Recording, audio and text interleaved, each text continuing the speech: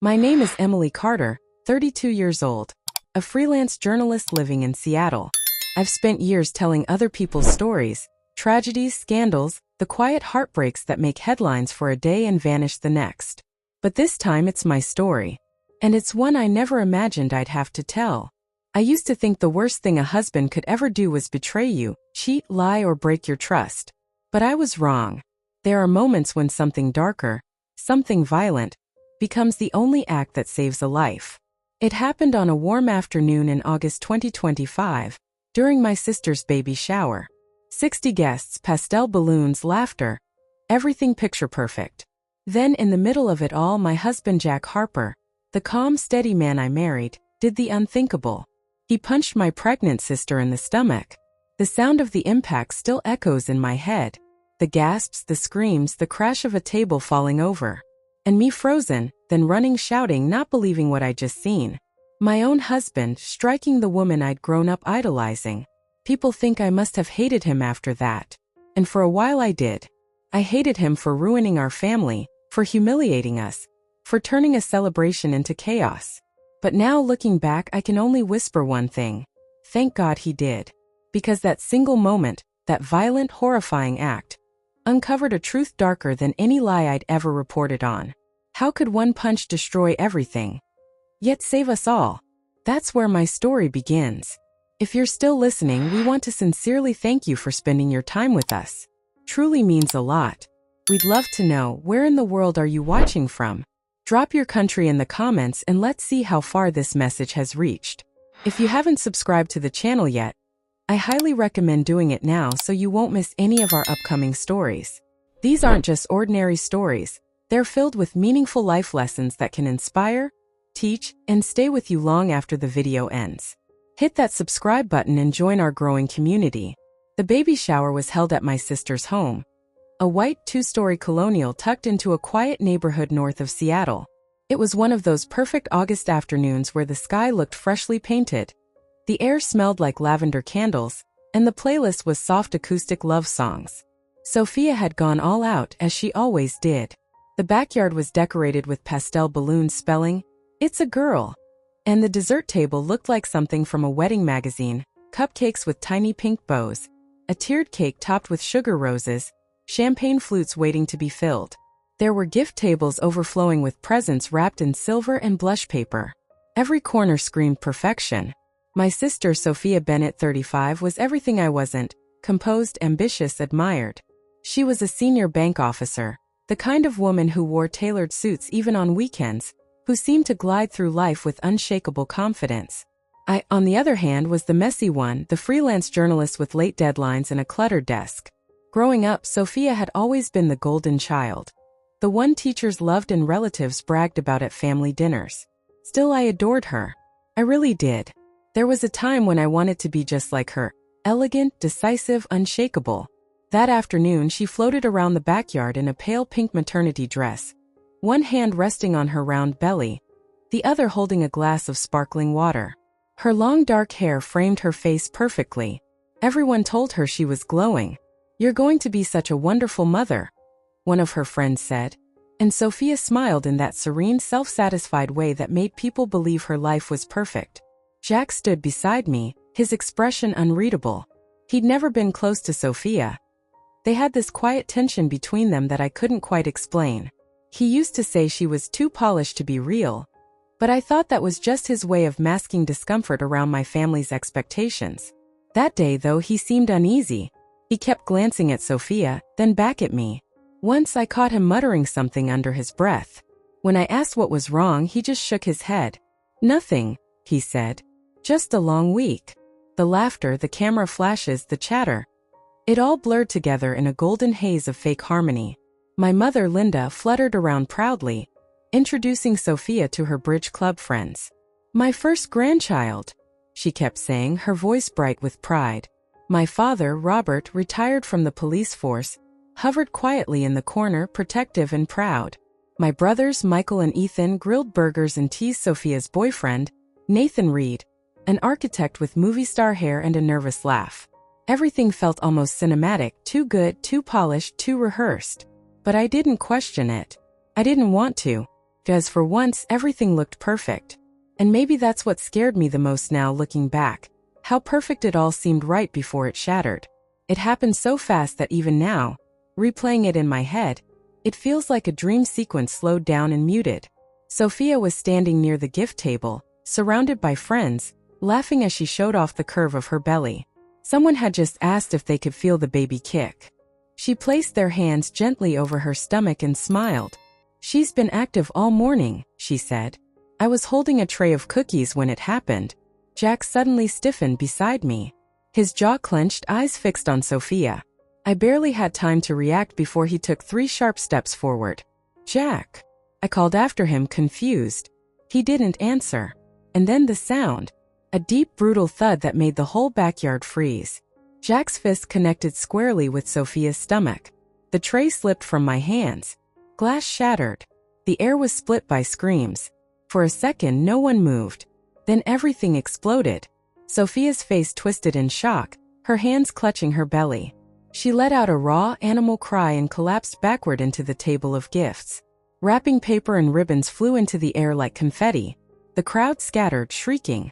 My mother screamed Jack's name. My father lunged forward, instinct from decades as a cop, tackling Jack against the patio wall. "What have you done?" I shouted, rushing toward Sophia. "Jack, are you insane?" He didn't answer, just stared, eyes wild, voice hoarse. "Emily, you don't understand." "I don't understand?" I screamed. "You just hit my pregnant sister." My mother was trembling, phone in hand, yelling into the receiver. "Please, 911. My daughter's pregnant. She's been attacked." My brothers tried to pin Jack down, shouting over each other. Nathan knelt beside Sophia, panic flooding his face. "Breathe, baby, breathe. Is it coming? Is she in labor?" Sophia moaned, clutching her abdomen. "Something's wrong," she whimpered. "Oh God, it hurts." I fell to my knees beside her, my heart racing. "It's okay, Sophia, just breathe. Help is coming." My father shouted orders like we were in a crime scene again. "Keep her still. Get towels. Move the crowd back." Someone cried, someone fainted. My grandmother clutched her chest and collapsed onto a chair, and one of the neighbors rushed to help. It was chaos, pure violent chaos. I looked at Jack, my husband, pinned against the wall, blood on his knuckles, breathing hard. His eyes weren't angry. They were terrified. "Emily," he said again, his voice breaking. "Look at her stomach." But I didn't. I couldn't. All I saw was the woman who raised me, the sister I adored, crumpled on the ground, gasping in pain. At that moment I was certain of one thing. My husband had lost his mind. The sirens echoed faintly in the distance, growing louder, sharper, closer. And as I held Sophia's trembling hand, I thought, this is how my life ends.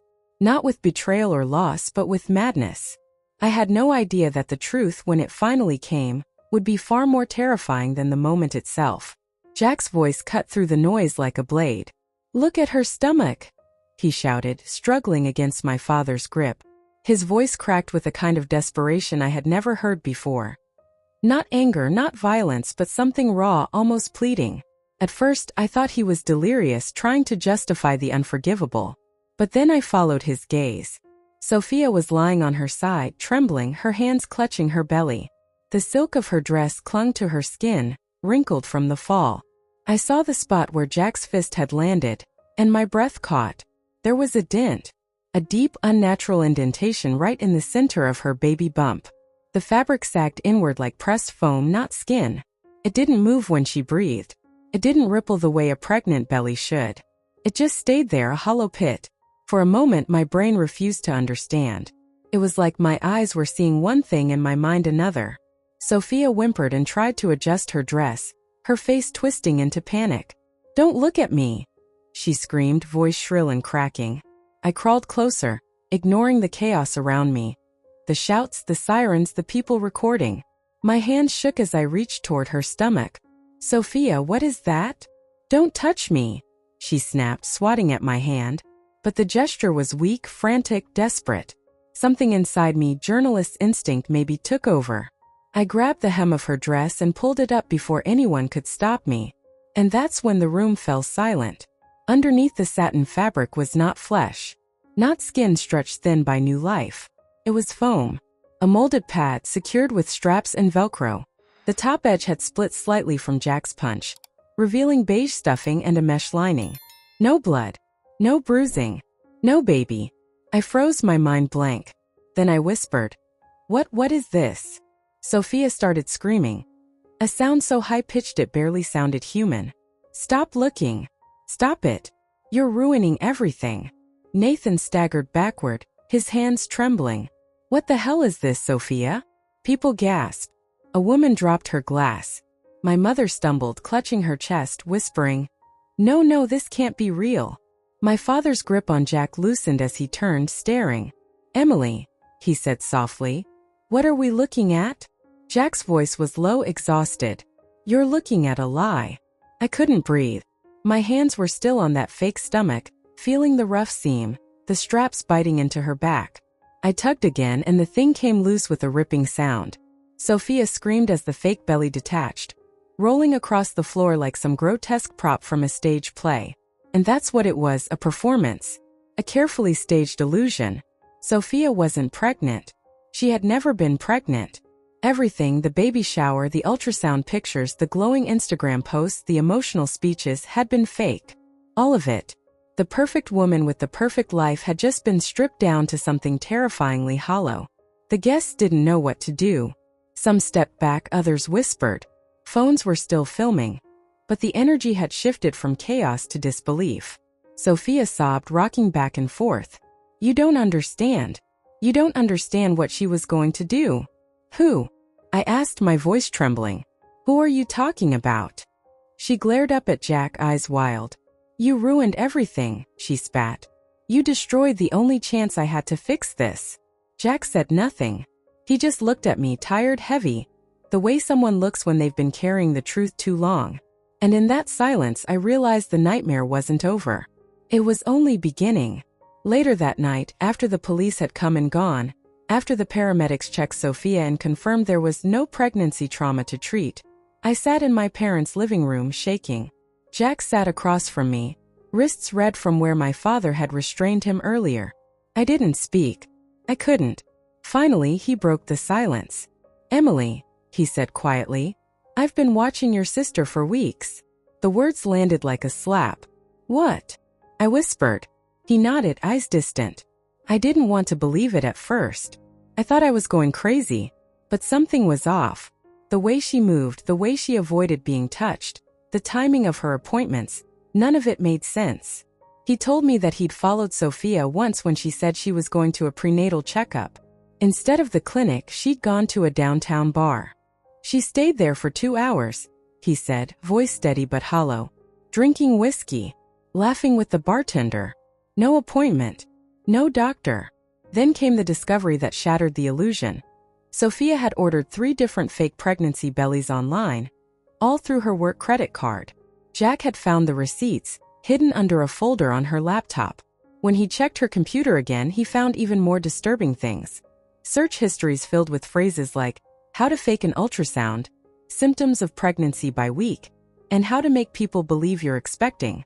And worse, there were photos of a teenage girl, dozens of them, taken from a distance, at a bus stop outside a hospital walking home with a grocery bag. Her name was Lily Morgan, 16 years old, pregnant, alone. Sophia had met her months earlier at a local prenatal support group, something she joined to make her pregnancy look real. Lily was quiet, shy, abandoned by her family. Sophia had pretended to mentor her, bringing her gifts, talking about motherhood, promising to help her after she gave birth. But Jack had seen the messages Sophia wrote to herself. Fake texts pretending to be Lily, fake emails confirming appointments, even a draft birth certificate in her desktop folder with Sophia Bennett listed as the mother. She wasn't pregnant, Jack said softly. She was planning to steal a baby. The words made me dizzy. I stared at him, waiting for a punchline, a break in his voice, something that would tell me this was all just grief or paranoia. But there was nothing. Just the quiet hum of the refrigerator and my father pacing in the next room. Jack went on. Sophia had been tracking Lily's due date for months, logging every detail, the girl's cravings, her doctor visits, even her hospital's shift schedule. She'd bought a nurse's uniform, a fake hospital ID, and had started contacting adoption agencies under an alias. The plan was horrifyingly simple. On the night Lily gave birth, Sophia would show up at the hospital pretending to be staff, claim a mix-up, and disappear with the newborn. She even had plane tickets to Canada booked for the following week, for herself and her daughter. I felt sick. The room spun. "So you hit her," I said finally, my voice small. Jack nodded. "She was leaving. I saw her car packed in the driveway. She had the fake belly on. She was planning to announce she'd gone into labor early, disappear, and come back with Lily's baby. If I hadn't stopped her then." He trailed off, rubbing his face. "I didn't mean to hurt her. I had to stop her. I wanted to scream, to throw something, to undo it all. But instead, I just sat there, numb, my mind flicking through every moment of the past 8 months.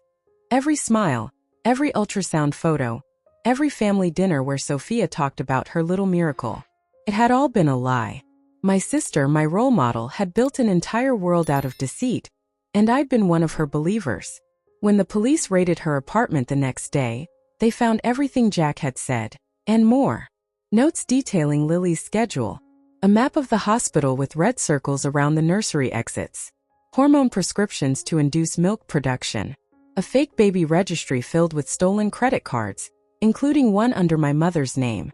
I watched as they led Sophia away in handcuffs, screaming that Lily was an addict who didn't deserve a child. The neighborhood cameras caught her shouting at Jack, "You ruined everything. That baby was mine." It wasn't just madness. It was obsession, the kind that feeds on envy, control, and delusion. That night, Jack and I sat on the porch in silence. The air smelled like rain, and somewhere in the distance a siren wailed. I didn't touch him. I didn't thank him. I didn't even cry. But deep down, I knew the truth I'd spent my career chasing had finally come for me. It wasn't a story about violence. It was a story about deception, and how love, when twisted by envy and lies, can become something monstrous. And maybe, just maybe, that one impossible act, that single punch, had stopped something far worse. The night everything collapsed, the flashing red and blue lights painted our driveway like a battlefield. Sirens wailed in the distance, but the quiet that hung over our family felt heavier than any noise could be. 2 police cars pulled up in front of my parents' house. Officers rushed inside, separating people, asking questions, taking statements. My mother sat frozen on the couch, her face pale, hands clutching a rosary she hadn't touched in years. My father stood by the fireplace, silent, as if a single word might make everything crumble faster. Jack was sitting on the porch steps, his wrists cuffed. His head was bowed low, blood drying on his knuckles. I ran toward him, tears streaming down my face. "Please," I begged the officer beside him. "You don't understand. He didn't mean to hurt anyone. He was stopping her. He was saving someone." The officer's expression didn't soften. "Ma'am, we'll sort that out at the station." They read Sophia her rights next. She screamed, thrashed, kicked. Her hair clung to her face, and her voice cracked into raw animal sounds. "You're arresting the wrong person," she yelled. "I'm the victim here. I was going to be a mother." Even as they dragged her past me, she still tried to clutch the shredded fake belly. I'll never forget that image, my sister, once the pride of the family, now clawing at a prop as if it could give her the life she'd fabricated. By morning, our family's reputation was in ruins. Someone at the party had recorded the entire scene. Jack's punch, Sophia's screaming, the moment the fake belly fell apart. Within hours, it was all over social media. Headlines screamed, "Seattle banker's baby shower turns criminal. Pregnant woman exposed as fraud after violent incident. Sister-in-law's punch reveals fake pregnancy plot." Our family name, Bennett, became a punchline. I was tagged in hundreds of posts, strangers debating whether my husband was a hero or a monster. Journalists called my phone nonstop. Every outlet wanted the same thing. A quote, a confession, a tearful interview. I didn't give them any. For days I couldn't sleep. I kept replaying the moment Jack's fist connected with Sophia's stomach. The gasp, the collapse, the silence that followed. I knew how bad it looked. I knew no one would believe that punch had saved a life. But then the detectives showed me the photos. Sophia's apartment was a shrine to her delusion. Walls covered in notes, timelines, and baby names written in looping cursive. There were hospital floor plans, fake IDs, and surveillance photos of Lily Morgan taped to the refrigerator. On her computer, they found drafted messages pretending to be Lily's parents, approving an informal adoption. There were even contracts, fake ones, stating that Sophia and her husband, who didn't exist, had arranged to adopt an infant born on or around October 15th. Every document was signed with forged names. The detective looked at me across the table. If your husband hadn't stopped her, that girl's baby might have disappeared forever. It took days for it to sink in. The same woman I had idolized, the sister who bought me my first camera, who hosted Thanksgiving, who always seemed so perfect, had been living inside a fantasy so deep it had swallowed her whole. When the psychiatric evaluation came back, it confirmed what none of us could say out loud. Sophia had a severe narcissistic personality disorder with delusional pregnancy syndrome. She had truly believed, at least for a time, that she was pregnant. And when reality refused to cooperate, she decided to make it cooperate. At the hearing, she didn't apologize. She glared at the judge and said, "Everyone wanted me to be perfect. I just gave them what they asked for." Jack was released after 48 hours. His charges were reduced from assault to reckless defense of another. I was there when they handed him his belongings, his watch, his ring, his phone cracked from when he'd been tackled. When I saw him step out of that precinct, I didn't say anything.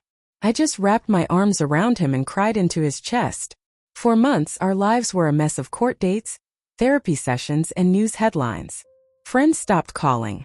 My editor put my freelance work on hold, saying I needed time to heal. But I wasn't just healing. I was redefining everything I thought I knew about good and evil, love and madness, truth and deception. Sometimes the monsters don't hide under the bed. Sometimes they smile across the dinner table and ask if you want more cake. A year later, Sophia was sentenced to 20 years in federal prison for attempted kidnapping, fraud, and identity theft. The courtroom was cold that day, not physically but emotionally. She didn't look at me once.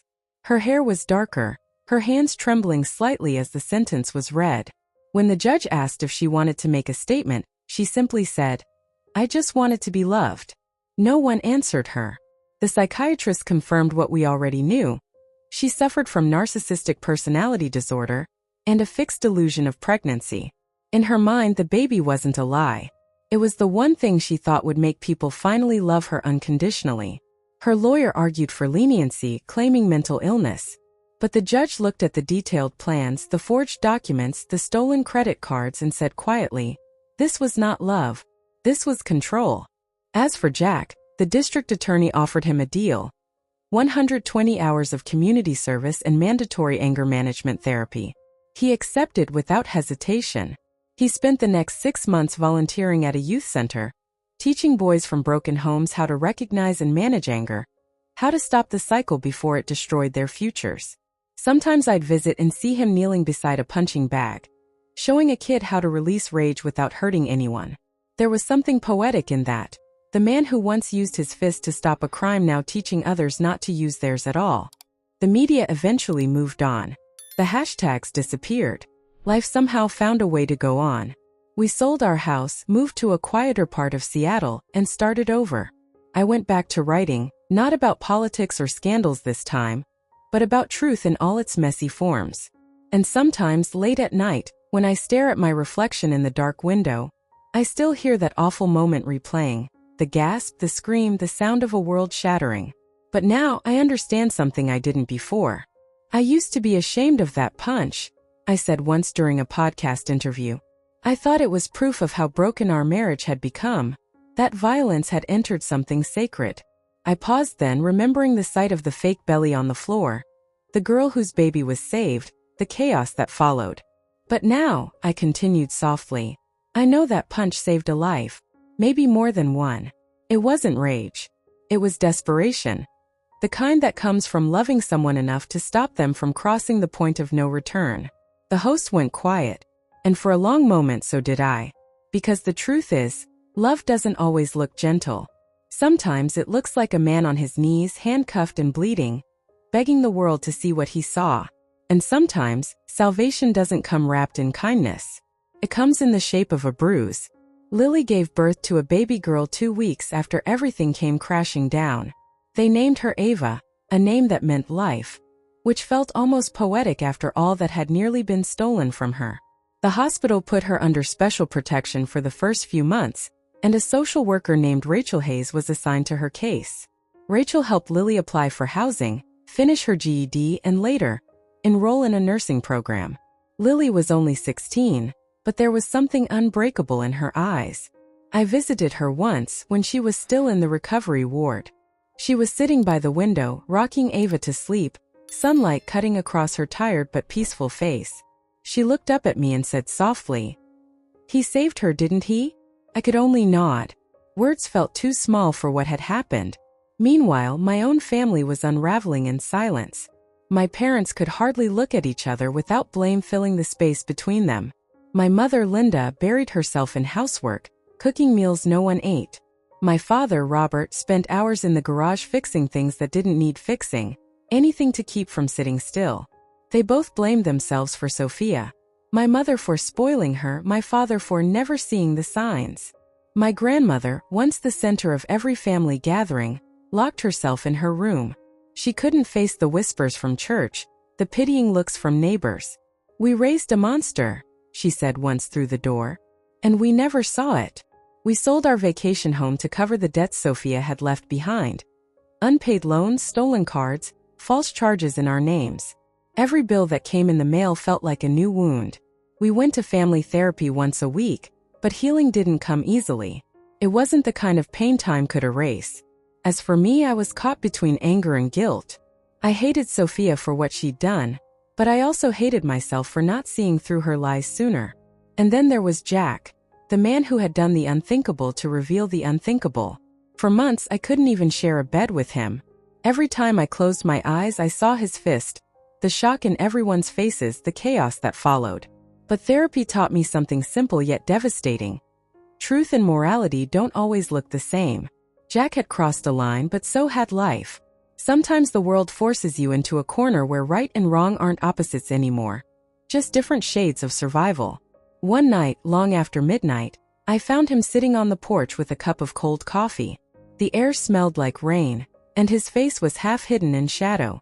"I'm sorry," he said quietly without looking at me. "For everything. For what I did. For what I had to do." I sat beside him, feeling the weight of everything we'd lost, and somehow everything we'd kept. "I know," I whispered. "And I forgive you." It wasn't a grand reconciliation. It was quiet, raw, imperfect, but it was real. Forgiveness isn't about forgetting.